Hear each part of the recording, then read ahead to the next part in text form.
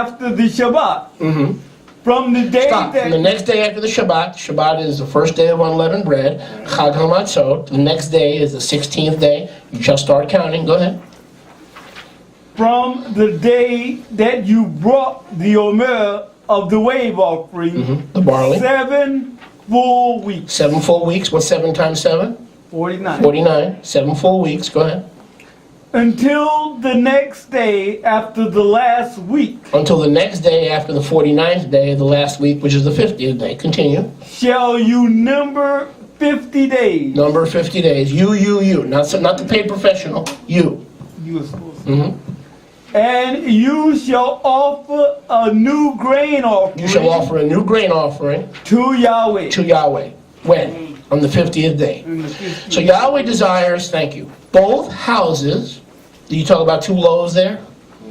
Or not? Did you get there yet? What verse did you just read? 16 or 17? That was 16. Read me 17. Okay? You shall bring When? Then. When? Then. When? Then. When? On the 50th day you shall bring, when? Then. Go ahead. you Tell me shall when. bring Tell me when. on the 50th When? Then. day. On the 50th day. Uh-huh. Okay, go ahead. On the 50th day Right. you shall bring You out shall of your bring- dwelling Out of your dwellings, 2 wave loaves 2 wave loaves, one for each house of Israel, Judah, and Ephraim. of 2/10 of an ephah. Mhm. They shall be of fine flour. Fine flour, They shall be baked with hametz. baked with leaven, chametz. They are the bekurim They are the bikurim, to Yahweh. the first fruits of the wheat, as opposed to the barley. It's a different kind of offering.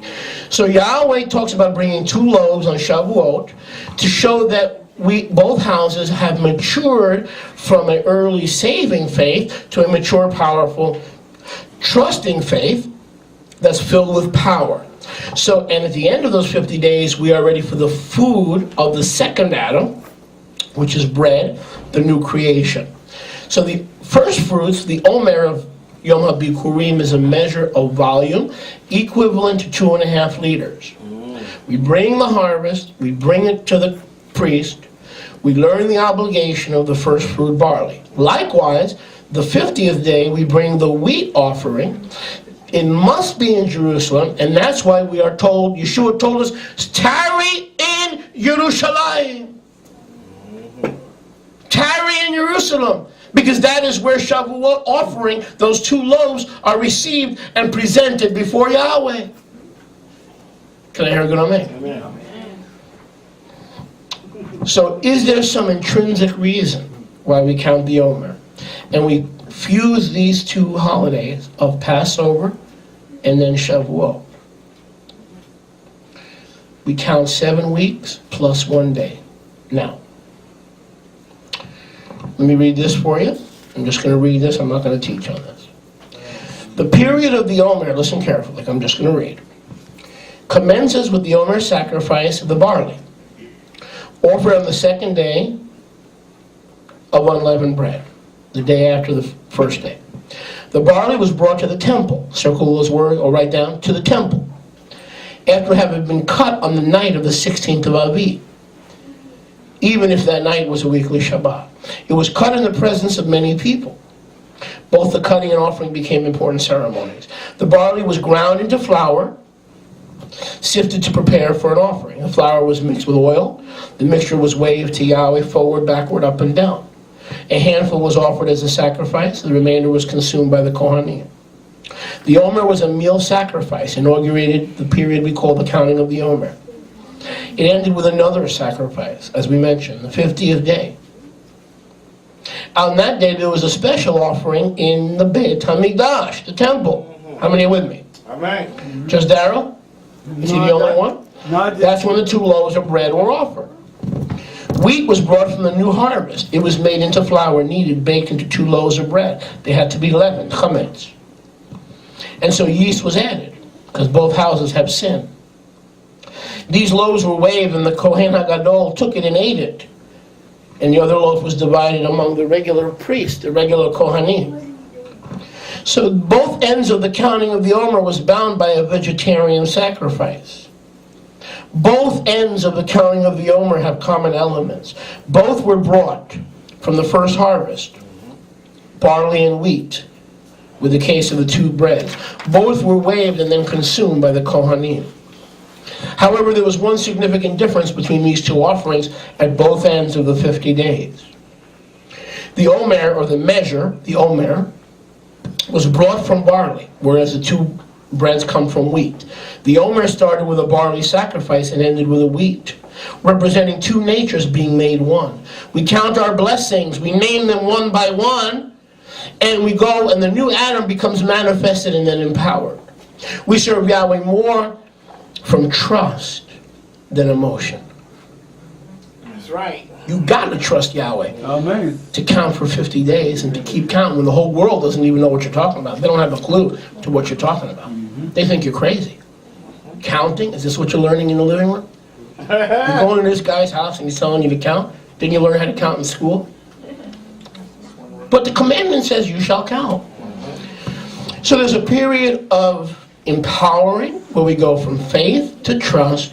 Now we go from mere love of Yeshua, serving him through emotions, to understand why we're doing what we're doing and why Yeshua gave them 8 days. He left them on the 42nd day of the Omer, and for 8 days they were on their own.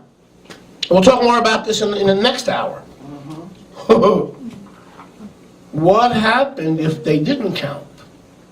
Because he was gone. Their leader was gone. The repercussions of them not counting, you cannot even fathom. You cannot even fathom. We'll talk a little bit about that. Can I hear a good amen? Amen. There was a progression from the Omer sacrifice to the sacrifice of the 2 wheat loaves. This is only achieved by waiting on Yahweh, the 8 days of true awe. From the 42nd day, he left us on the Mount of Olives, to the 50th day of the counting of the Omer, we are on our own.